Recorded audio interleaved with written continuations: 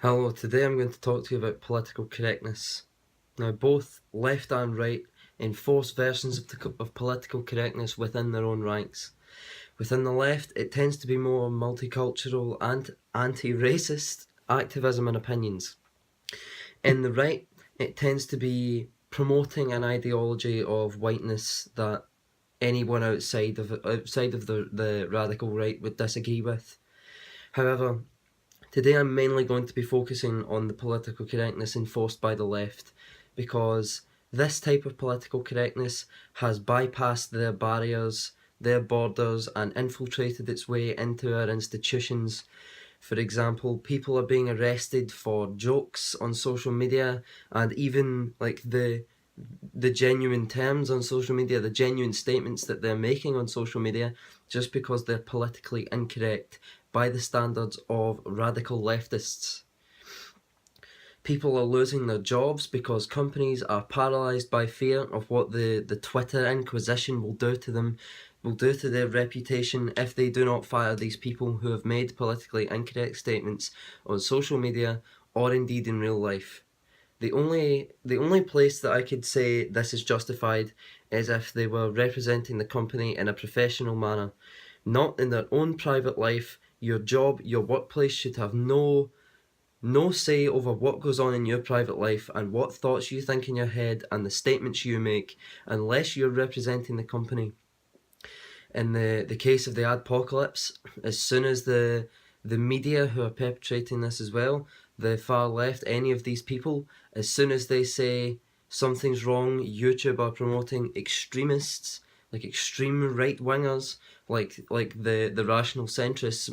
The majority of these people are that they're saying are radical right wingers. They all the advertisers pulled out because, of course, the people obviously think that whoever advertises in front of a video, of course, endorses everything said in that video, despite the fact that the algorithm itself randomly selects an advertisement to be put in front of a video, and it's not endorsed by the company. It's just a random selection. It's an algorithm. Now, what this does, especially when the media puts it forward, and with the censorship, in combination with the media and the censorship, due to this political correctness that I've spoken about ad nauseum in all the other videos, this shuts down dialogue, because the media can say whatever you like, whatever they like about you, but you can't respond for fear of reprimand from possibly your job, which will happen anyway when the media smear you. You'll lose your social media voice, so you won't actually be able to respond if the media call you a racist.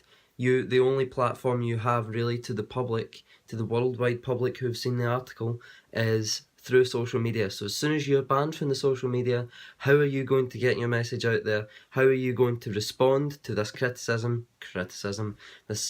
smear campaign that is launched against you, whoever you happen to be?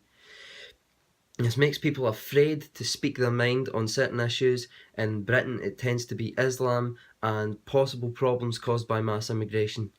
This has happened because, once again, people lose their jobs, people lose their reputation, they're hated, the media smear them, they lose their social media presence, they could even possibly be just thrown in jail, or at least police attention is on them because they've spoken about these issues, especially when they are working class, because they tend to be able to articulate themselves less well, so they'll say things they don't mean, which is through no fault of their own, but through this they end up getting unfair persecution and attention from the police in some cases.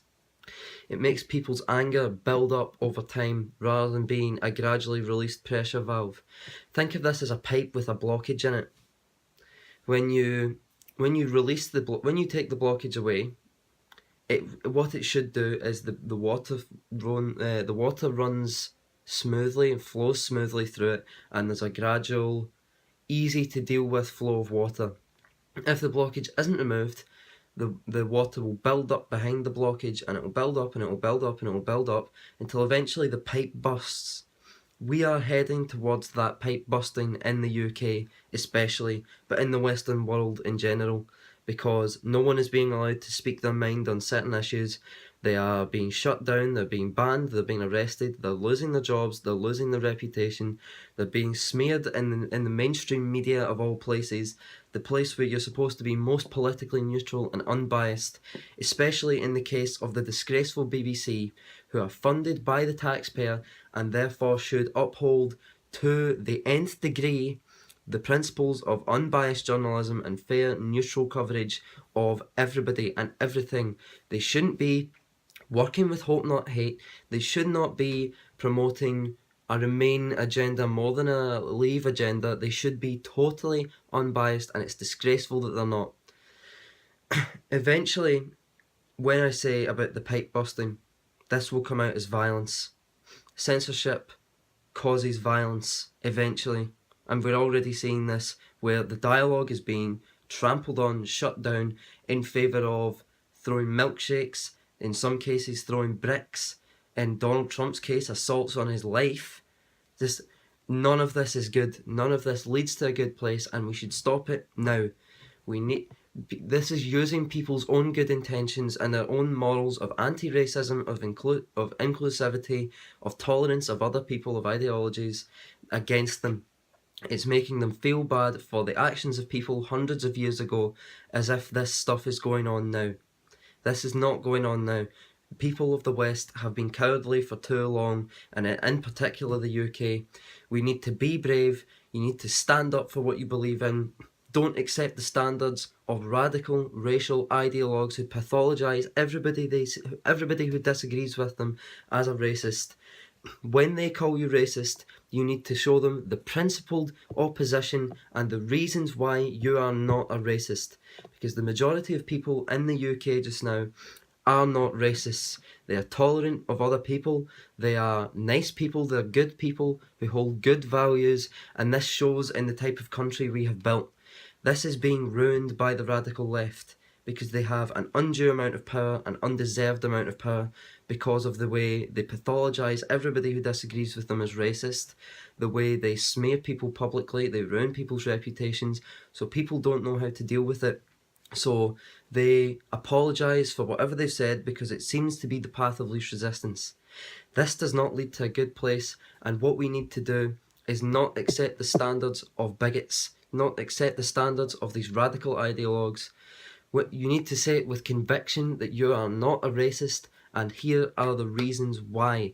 Don't apologise because they are not coming at you with good intentions. We live in a liberal country. It's not a country filled with racists, and I know in my heart that I'm not a bigot of any kind, and most of the people around me, if in fact all of the people around me, are the same. They are not bigots, they are not racist, they're not transphobes, Islamophobes, sexists, misogynists, etc. And I would say the majority of people are not these things. And even if they are, they know that it's wrong and they do not act on them. They do not persecute people based on these prejudices because they know in their heart that it's wrong. I will never not speak against racism, no matter who it's coming from. Doesn't matter if it's against white people, against black people, against people from the Middle East, against Asian people, South American people, Hispanic people, whoever. It does not matter where it's coming from, because it's the racism itself that is wrong and not who it's directed against that is wrong. It's not the motivation that's wrong, it's the act of the racism that's wrong. I don't care, frankly, what the radical left have to say. I don't care what the radical right have to say, because neither of these groups are rational. They can't be reasoned with. They don't want to be reasoned with. Both of them avoid debate. Both of them use dirty tactics. They smear people. They just throw insults at people when in debate. And I'm not interested in what they have to say about me or anybody else. And that goes for the mainstream media. Because as far as I'm concerned, you've been infiltrated by radical leftists, and I no longer trust your judgment on anything to be fair, unbiased or impartial. Stand up for your principles, everybody. Thank you very much for watching. If you agree with anything I've said in this video, subscribe, like my videos, share them, comment on them, let me know what you think in the comments. Thank you very much for listening to me. It really means a lot. There are 73 people, and I thank you all.